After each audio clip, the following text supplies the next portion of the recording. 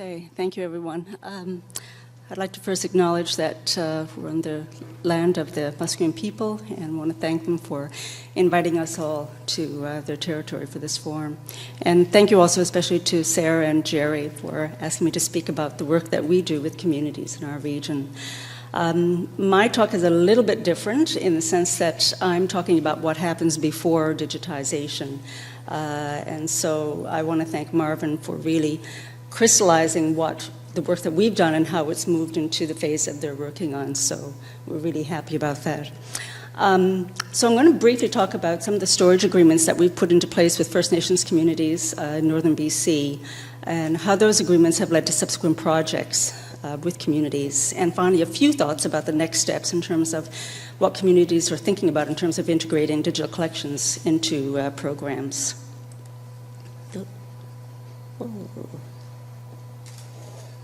I've got a clock up here.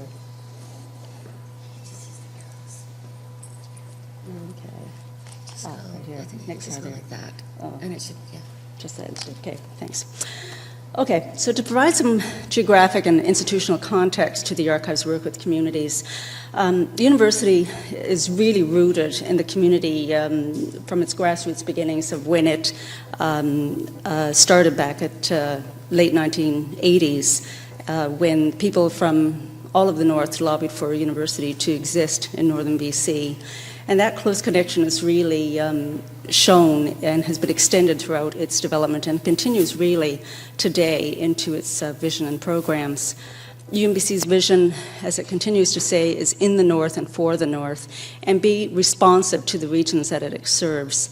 Its motto from the Dakhli carrier language, Entra Huna, translates as respecting all forms of life and to recognize different perspectives of our different and diverse communities.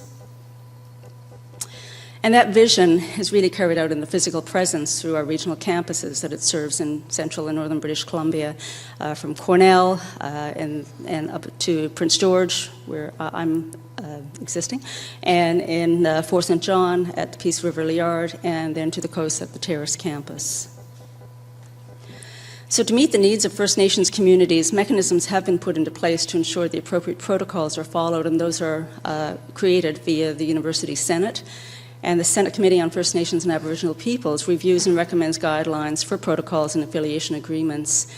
Membership on the Senate committees includes representative First Nations and Aboriginal peoples from northern British Columbia.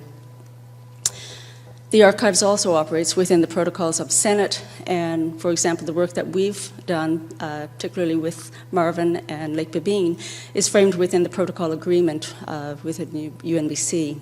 Also, the archives works within the spirit of other established archival agreements, including protocols for Native American archival materials.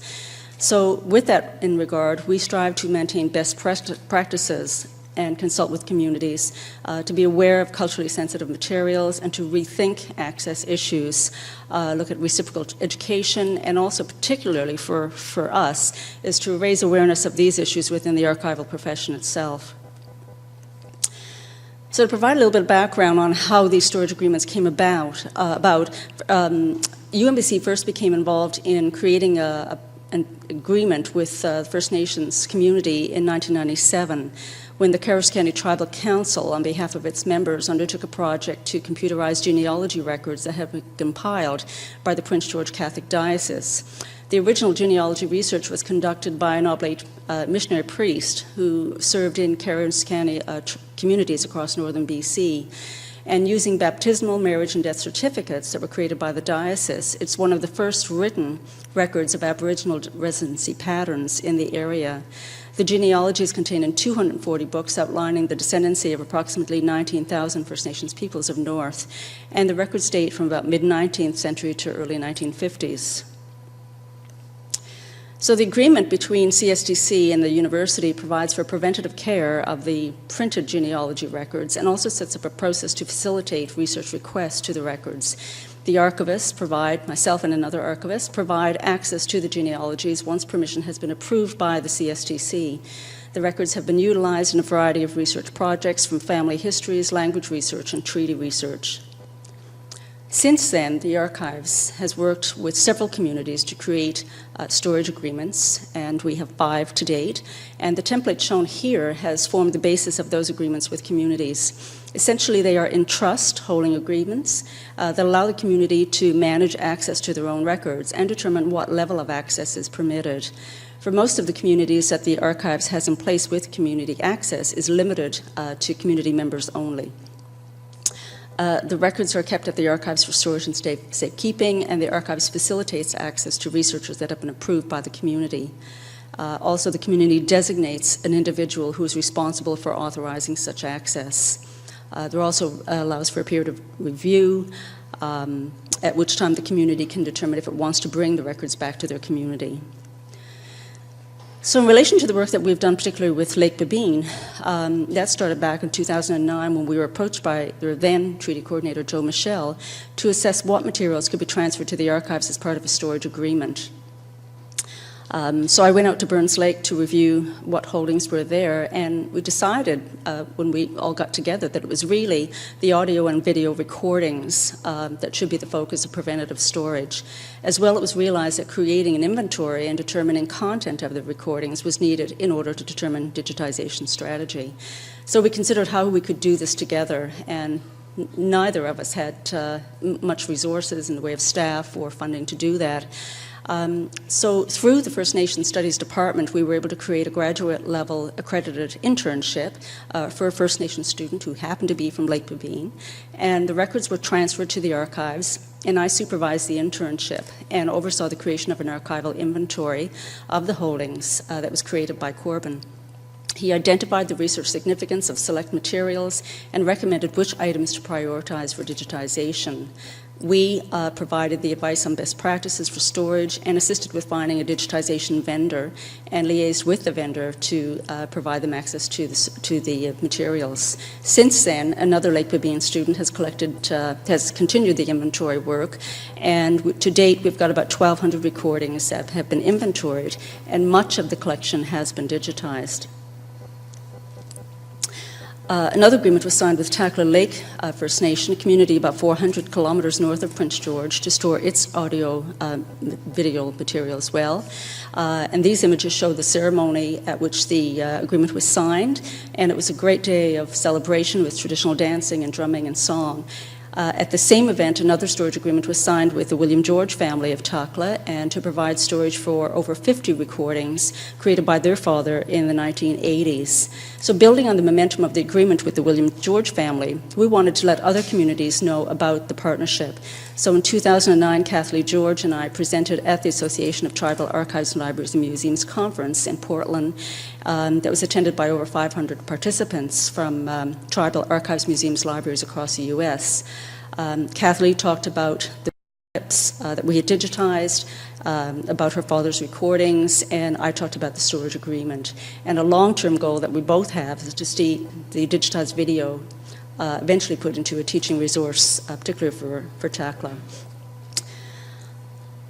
So as I've noted, much of the work that the Archives has collaborated on with Lake Babine and Takla has been in setting up the storage agreements themselves and then working on the digitization of the records. This work has allowed us to begin dialogue and create a space to talk about the next stages of work and other potential projects that we hadn't originally considered. At the Archives, we have been honored to work with these communities to safeguard their holdings and realize the tremendous trust that is placed into us to do that. With the William George family, we were able to share the recordings with Indigenous communities at a conference, and also to think about other ways to create an educational program. And for Lake Babine, we were able to create a graduate internship, and that student has been able to utilize some of that information for his graduate thesis work. As well, some of the recordings that have informed other work that is happening at Lake Babine, including the archaeological work that Marvin referred to that's been undertaken by the archaeology department. So lastly, quickly, turning to the theme of the session, I'd like to briefly turn to 2 examples of potential use of digital audio recordings. The first example is found on our online database, and these are audio recordings that were created by a First Nations community member. These are not part of the storage agreement. They're from Elder Mary John, a well-respected elder from Syracuse who co-authored Stony Creek Woman with Bridget Moran, and she was founder of a local chapter of the BC Homemakers Association and was a strong supporter of preservation, of language preservation in her community. So the materials relate to her life work and include analog recordings conducted during the research for the book. Other analog recordings by her were created by the First Nations Studies Department when Mary visited UNBC and talked to classes, and they were deposited later to the archives by the creator. On those recordings, she talks about her life story, her community work, her passion for her language and heritage. However, while permission was granted to record her stories for classroom use, any future use of the recordings was not outlined in the agreements. In many cases, such recordings were done before the existence of the archives at the university. So now that the recordings have been deposited, we are now having to go back to families to obtain permission to digitize them and then determine if access can in fact be provided in an online environment. So on the database, we've noted their existence, and it's noted here that it exists, but it's not accessible online. So this is an example of the ongoing work that the Archives is working through with communities regarding archival deposits that we've inherited. And the other one is from the Northern Heritage Centre in Yellowknife that uses contemporary video archival contemporary videos, as well as archival film footage and audio. And this exhibit was created in consultation with community elders and was created with the intent to be an online resource for school curriculum. So these two examples demonstrate the unpacking that is required, and to have those dialogues with First Nations communities about ownership and access. That's a responsibility that is required by archivists and curators when creating digital access of digital content owned by Indigenous communities. So thank you.